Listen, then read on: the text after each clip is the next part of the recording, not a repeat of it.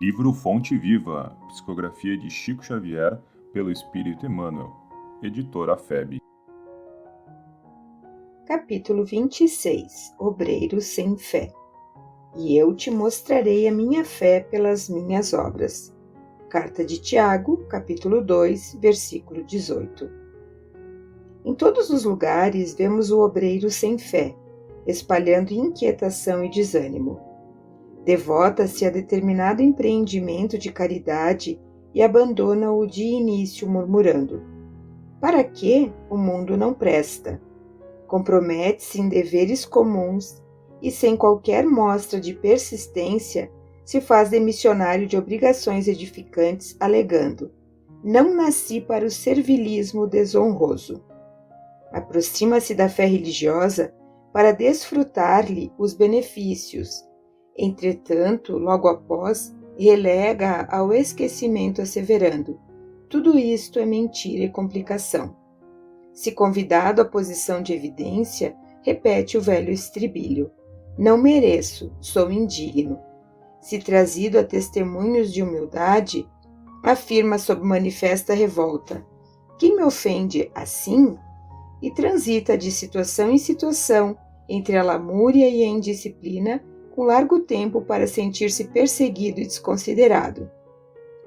Em toda parte, é o trabalhador que não termina o serviço porque se responsabilizou, ou o aluno que estuda continuadamente sem jamais aprender a lição. Não te concentres na fé sem obras, que constitui embriaguez perigosa da alma. Todavia, não te consagres à ação sem fé no poder divino e em teu próprio esforço. O servidor que confia na lei da vida reconhece que todos os patrimônios e glórias do universo pertencem a Deus. Em vista disso, passa no mundo, sob a luz do entusiasmo e da ação no bem incessante, completando as pequenas e grandes tarefas que lhe competem, sem enamorar-se de si mesmo na vaidade e sem escravizar-se às criações de que terá sido venturoso instrumento.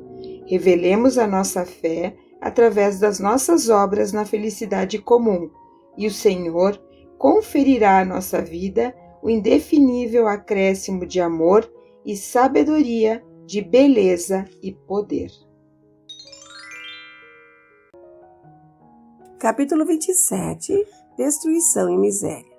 Em seus caminhos, a destruição e miséria. Carta de Paulo a Romanos, capítulo 3, versículo 16.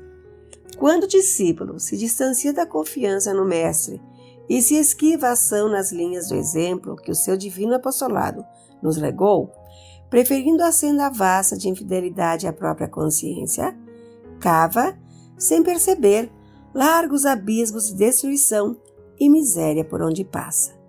Se cristaliza a mente na ociosidade, elimina bom ânimo no coração dos trabalhadores que o cercam e estrangula as suas próprias oportunidades de servir. Se desce ao desfiladeiro da negação, destrói as esperanças tenras no sentimento de quantos se abeiram da fé e tece vasta rede de sombras para si mesmo. Se transfere a alma para a residência escura do vício, sufoca as virtudes nascentes nos companheiros de jornada e adquire débitos pesados para o futuro. Se asila o desespero, apaga o tênue clarão da confiança na alma do próximo e chora inutilmente, sob a tormenta de lágrimas destrutivas. Se busca refúgio na casa fria da tristeza, asfixia o otimismo naqueles que o acompanham e perde a riqueza do tempo em lamentações improfícuas. A determinação divina para o aprendiz do Evangelho é seguir adiante, ajudando, compreendendo e servindo a todos. Estacionar é imobilizar os outros e congelar-se. Revoltar-se é chicotear os irmãos e ferir-se. Fugir ao bem é desorientar os semelhantes e aniquilar-se. Desventurados aqueles que não seguem o Mestre que encontraram, porque conhecer Jesus Cristo em espírito e viver longe dele será espalhar a destruição, em torno de nossos passos e conservar a miséria dentro de nós mesmos. Capítulo 28. Alguma coisa. Não necessitam de médico os que estão sãos, mas sim os que estão enfermos. Jesus. Evangelho de Lucas, capítulo 5, versículo 31. Quem sabe ler, não se esqueça de amparar o que ainda não se alfabetizou. Quem dispõe de palavra esclarecida, ajude ao companheiro, ensinando-lhe a ciência da frase correta e expressiva. Quem desfruta o equilíbrio orgânico, não despreze a possibilidade de auxiliar o doente. Quem conseguiu acender alguma luz de fé no próprio espírito, suporte com paciência o infeliz que ainda não se abriu a mínima noção de responsabilidade perante o Senhor, auxiliando-o a desvencilhar-se das trevas. Quem possua recursos para trabalhar, não olvide o irmão menos ajustado ao serviço, conduzindo-o, sempre que possível, à atividade digna. Quem estime a prática da caridade, compadeça-se das almas endurecidas, beneficiando-as com as vibrações da prece. Quem já esteja entesourando a humildade, não se afaste do orgulhoso, conferindo-lhe, com o exemplo, os elementos indispensáveis ao reajuste. Quem seja detentor da bondade, não recuse assistência aos maus, de vez que a maldade resulta invariavelmente da revolta ou da ignorância. Quem estiver em companhia da paz, ajude aos desesperados. Quem guarde alegria, divida a graça do contentamento com os tristes. Asseverou o Senhor que os sãos não precisam de médico, mas sim os enfermos. Lembra-te dos que transitam no mundo entre dificuldades maiores que as tuas.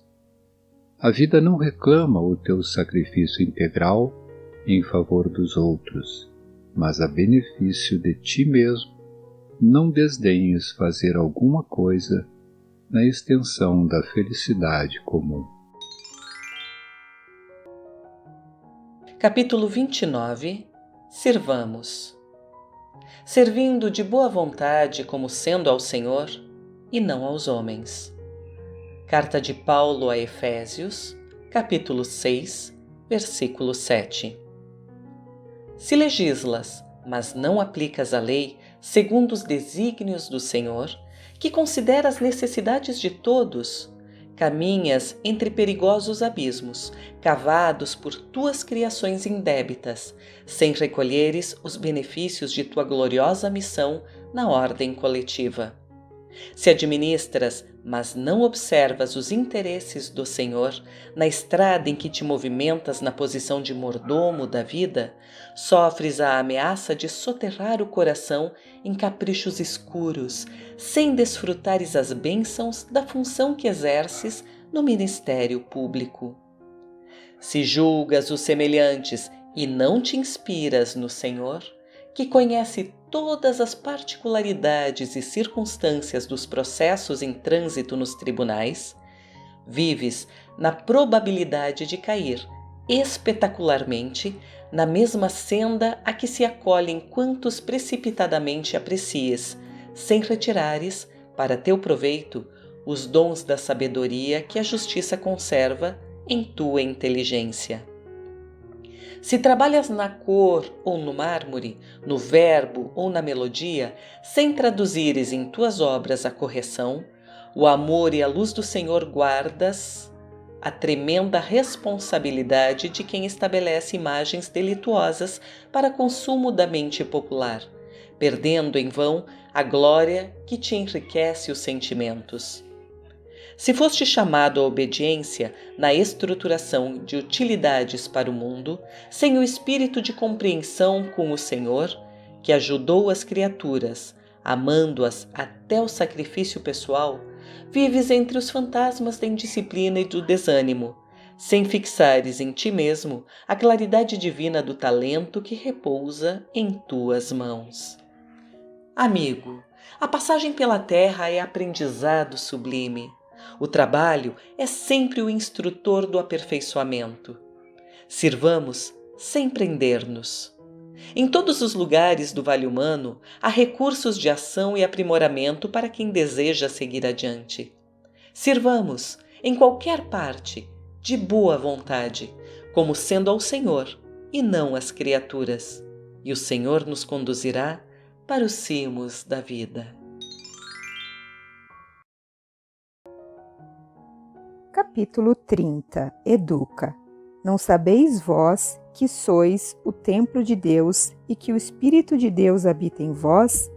Primeira carta de Paulo a Coríntios, capítulo 3, versículo 16. Na semente minúscula reside o germe do tronco benfeitor. No coração da terra há melodias da fonte. No bloco de pedra há obras-primas de estatuária. Entretanto, o pomar reclama esforço ativo. A corrente cristalina pede aquedutos para transportar-se imaculada. A joia de escultura pede milagres do buril. Também o Espírito traz consigo o gene da divindade. Deus está em nós, quanto estamos em Deus. Mas, para que a luz divina se destaque da treva humana, é necessário que os processos educativos da vida nos trabalhem no empedrado caminho dos milênios. Somente o coração enobrecido no grande entendimento pode vazar o heroísmo santificante. Apenas o cérebro cultivado pode produzir iluminadas formas de pensamento. Só a grandeza espiritual consegue gerar a palavra equilibrada, o verbo sublime e a voz consoladora. Interpretemos a dor e o trabalho por artistas celestes de nosso aperfeiçoamento. Educa e transformarás a irracionalidade em inteligência, a inteligência em humanidade e a humanidade em angelitude. Educa e edificarás o paraíso na terra. Se sabemos que o Senhor habita em nós, aperfeiçoemos a nossa vida a fim de manifestá-lo.